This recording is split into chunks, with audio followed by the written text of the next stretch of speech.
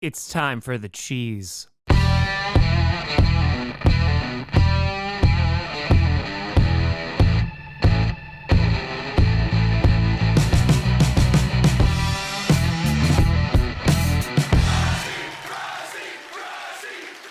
Grossi Posse Packer Nation. Welcome to an episode of Packcast, the podcast where you don't, how do you Packers fan, but it sure does help. I'm your host, Tom.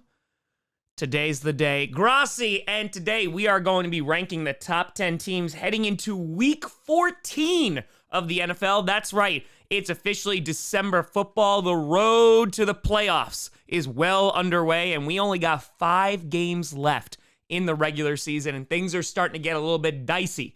And now with the power rankings, things are going to get a little bit weirder because there's a lot of teams that are floating around that 500 mark, or they're like 7-5, or just one game over. And basically, there's going to be a gap between the top 5 and the bottom 5 of the top 10. And I think overall, you're going to start to see maybe some more fluidity in the top 10, because as teams start to go on some winning streaks late in December, maybe your favorite teams are going to pop up on the top 10 here. And I want to do a big shout out and some honorable mentions to 2 teams that I think could be on this list, and I would completely understand the logic. The first team being the LA Rams. The Rams defeating the Cleveland Browns this past week, and yeah, it was Joe Flacco, but the Rams, since Matthew Stafford has returned from injury, are looking pretty damn good. They have a really good run game. Matthew Stafford's playing well. Puka Nacua, of course, is a god, and they just have so many weapons on that offense. And in what was supposed to be rebuilding year, it looks like the Rams could potentially make the postseason. So I wanted to shout them out. And the other team I wanted to shout out was the Indianapolis Colts, because they are on a 4-game win streak. And yeah, the competition that they're beating is not the greatest, but they had an absolute blockbuster of a game with the Titans, and I need to shout out the Colts, and I was really close to putting them in the top 10. They're sitting at 7-5. They're only a game back behind the Jaguars for the division lead. They're neck and neck with the Texans right now, and while I don't necessarily know if the Colts are going to go far in the postseason, the fact that we're talking about them even making it when they lost Anthony Richardson, Jonathan Taylor's out for a little bit, is pretty damn impressive. And so because of that, and the media doesn't talk about them, I want to give a shout out to the Indianapolis Colts, and if you keep on winning, you're going to find yourself in the top 10. Starting off with number 10, you got the Jacksonville Jaguars, and I gotta be very honest, I was not anticipating dropping them this low in the top 10, because I still think that they're a good team. However, I'm going to have to check on Jaguars fans today after Trevor Lawrence unfortunately got injured last night. Are you okay? No. Thank you for asking. And breaking news, it turns out that it's a high ankle sprain, and Peterson doesn't think that Lawrence is going to have surgery, which is a very good thing. Seems like it's going to be week to week. But with high ankle sprains, I know that's a more severe injury than a regular sprain, and so we'll see if Lawrence is going to be ready to play. But even when Lawrence was in that game, the Jaguars defense really wasn't doing a whole lot. Josh Allen, of course, intercepting Tyler Boyd. But other than that, they were not able to stop Browning last night, and that's a bit disappointing. Their offense, which has been fluctuating all season, I am able to give a little bit of a pass to, because we're just waiting for them still 14 weeks in to kind of max out what that offense could be. But we just haven't seen it. And going up against the Bengals, the first time on Monday Night Football in 12 years, I was a bit disappointed with what I saw. I still think the Jaguars are a good team, but depending on how much time Trevor Lawrence is going to miss, that's why they're currently at number 10 right now. And yeah, they can climb a bit higher, but if they have to rely on CJ Beathard or potentially Nathan Rourke, they could fall off the top 10. So Jacksonville, speedy recovery. Number 9, you got the Kansas City Chiefs. Ooh, baby. Yeah, the Chiefs. I don't want to say it's full-blown panic mode, but there's definitely some cause for concern. The Chiefs losing to the Green Bay Packers on Sunday Night Football. Taylor Swift in attendance.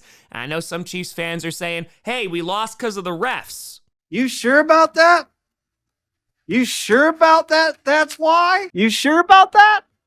You sure about that's not why? but they also weren't leading the entire game. But it was a great game between the Chiefs and the Packers. And unfortunately, that last drive in which Patrick Mahomes got hit inbounds, then the non-defensive pass interference call, which was definitely defensive pass interference, it was all garbage, and it kind of just blurred what was otherwise a good game. And for the Chiefs, man, their offense just doesn't look the same. Isaiah Pacheco is playing really, really well. He's running hard as always, but the offense is just not clicking and humming along like we're used to seeing.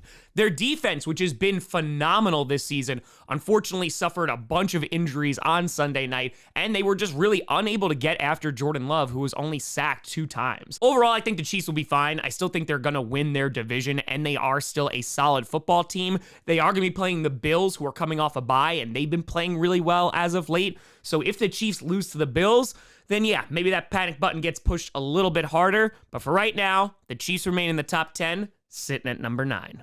And finally, at number 8, I've been waiting for this.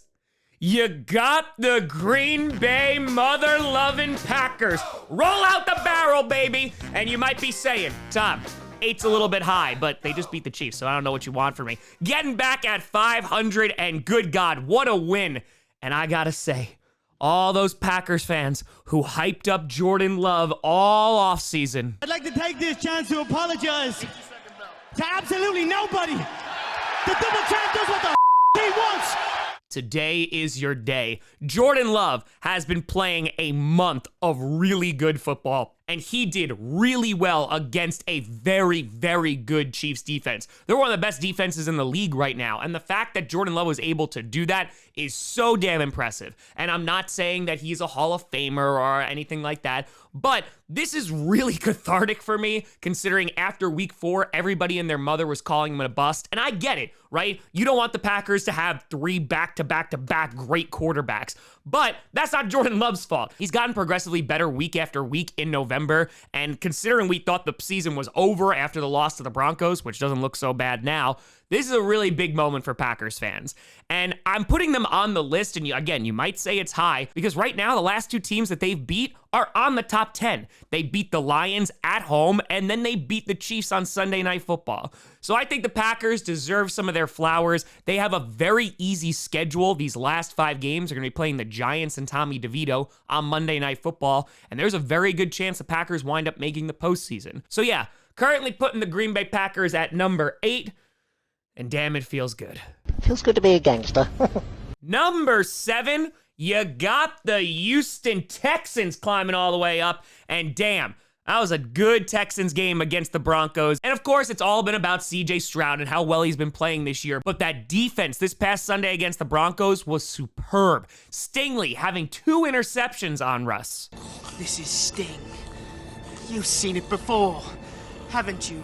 And I think just indicates how close the Texans are in a year where it was all about evaluation. They took a big swing at the draft, drafting CJ Stroud and, of course, Will Anderson, and it seems to have paid off handsomely. DeMeco Ryans is that guy. He is their coach and, of course, a former player. I think has just injected an enthusiasm into that team, which quite honestly is infectious, because right now the Texans are a damn fun team to watch. And with the loss of Trevor Lawrence, at least for right this second, the Texans have a shot of not only making the postseason, but also can win the division. So it's going to be a really interesting last few weeks for Houston. And I know 7 might be a little bit high for the Texans, but they knocked off the Broncos, who had the longest winning streak in the NFL as of this Sunday. So yeah, they deserve some praise. And so number 7 belongs to the Texans.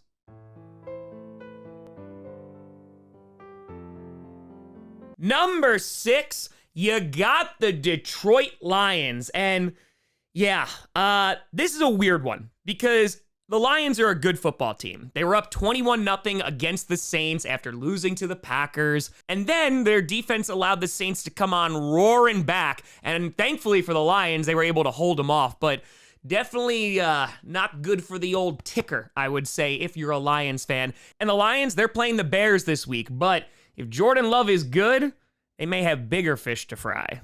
One more thing. Eugene, give me that. If I ever find one of these lying around again, I swear to f***ing God, I will stop being so polite. Get the f*** out of my sight before I demolish you. And the reason why I'm hesitant on the Lions right now is because they're kind of in a weird spot. I think 6 is a bit high for them, But like I said, I don't know how you can make an argument for any of these teams being lower than that, because the Lions still have one of the best records in football. They're one of the top teams in the NFC. Even though they have some glaring weaknesses like their defense. They still have a very good offense, and I think they're still going to be favorites to win the division, but I think Lions fans are expecting a bit more. Of course, they want to win the division, but it's all about winning that first postseason game. And who knows, it could be against the Green Bay Packers, or it might even be against an old friend in Matthew Stafford and the LA Rams. But right now, the most important thing is the Lions got the win, and so they're sitting at number 6.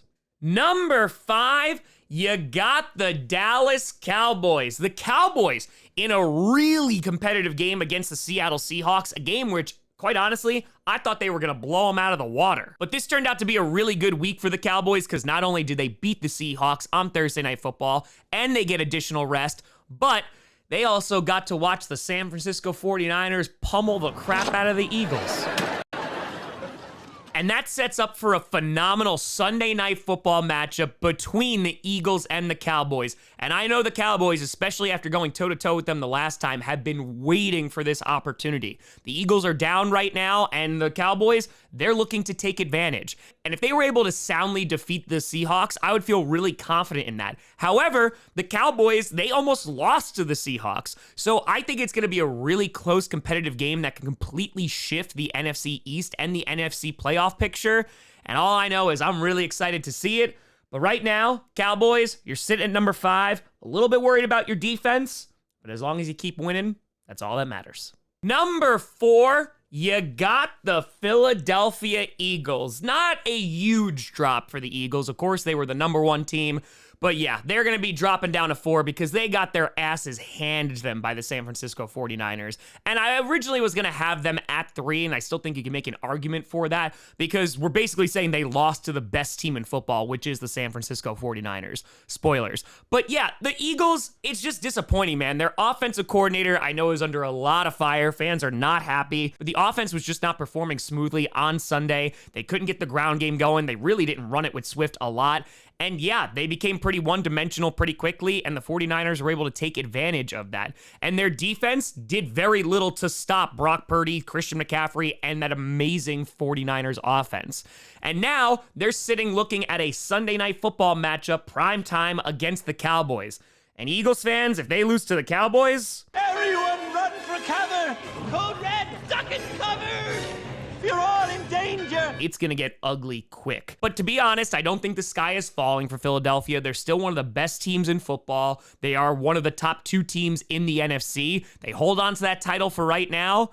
Let's see if they can maintain it after their Sunday night matchup with the Cowboys. Number 3, you got the Miami Dolphins. And originally I was going to have them at 4, and I was going to swap them with the Eagles. But it's time to get hyped about the Dolphins again. Devin Achane has returned looking good, had a monster second half against the Commanders. And listen, they beat the crap out of Washington. And I know we're getting high on the Dolphins again when they're beating up on teams that they should be beating. But listen, what else do you want them to do? That is their schedule right now, and they are going to have some tests going forward. And Dolphins fans, you're watching Tyreek Hill do amazing things every single week. But you see that sucker over there? 0 to 60 in 4.1 seconds. And if there's a non-QB to win it, I think Tyreek Hill's name is very close to the top of the list to win MVP because he is playing out of his mind. Tua is so damn good. The confidence he has on this team right now. Mike McDaniel is just a phenomenal coach and really has transformed that Dolphins team into a contender. Now, they do have to play against better opponents coming up, and I think that's going to be the real test for this Miami team. But right now, sitting at number 3, they're doing what they have to do, and that's winning football games. Number 2, you got the Baltimore Ravens, who were on a bye week, and they got to watch the Chiefs, the Jaguars, the Steelers, and the Browns lose. Life like this sure is sweet, huh? It definitely is. And even more so, the Ravens are the only team whose starting quarterback isn't injured in the AFC North because Kenny Pickett going down, of course, you had Deshaun Watson out for the year, and Joe Burrow's out for the year. And while the Bengals were competitive with Browning, the Ravens, they're sitting pretty right now. Listen, their schedule is not going to be easy these last 5 games. But having the only healthy starting QB in the North, that definitely gives them a major advantage. They're holding on to that division lead right now, and overall, I think the Ravens are in a really good spot.